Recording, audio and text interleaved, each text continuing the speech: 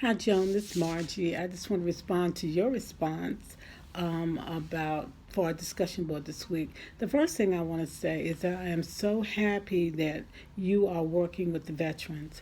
Um, I'm sitting here thinking about a couple of people I know, females, who were sexually molested in the military, and they went for counseling, and they couldn't find a female counselor at the Veterans Administration. What they found were men. So that would have been kind of, and it was kind of hard for the person I'm thinking about to talk to a man about a male counselor about her abuse while she was in the army. So the first thing I want to say, I'm so glad that you're working in that field. This particular person that I'm thinking about, she ended up going outside of the military to find a counselor.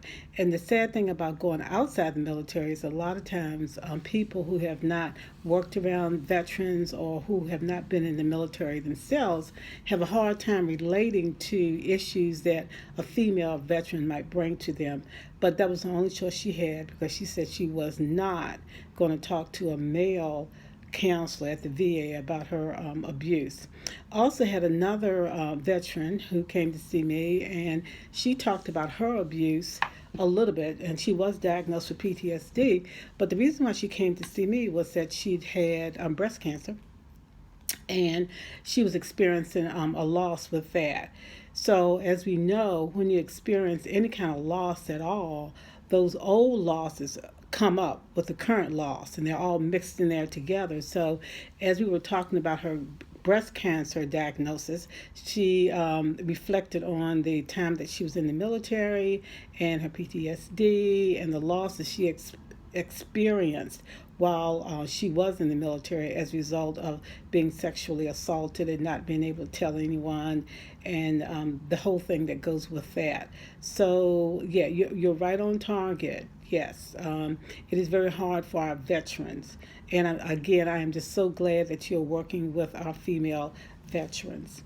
The other thing I want to talk about is not only is it in the military, but it's also in the churches.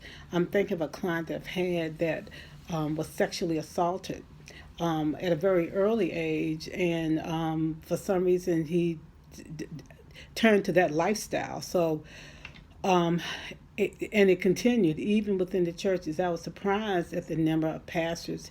He didn't call any names. The number of pastors who are in that lifestyle. So, the people are victims. It's sad that they're victims even in church. They're victims even in church. But he did come to counseling. He was suffering from depression and probably some PTSD too. So it's all around us. People who've been sexually molested, and hopefully they can find some sort of outlets, but some people are, they suffer in silence, which is very sad. um, the lifestyle, you're right. You're right on target when you were talking about my decision to marry or not to marry a non-traditional couple. When they come to counseling, they're not coming to counseling about their sexual identity. They are coming to counseling about other issues. And you were right on target. I do not address their lifestyle unless they bring it up, but I address the presenting problems that they bring to counseling.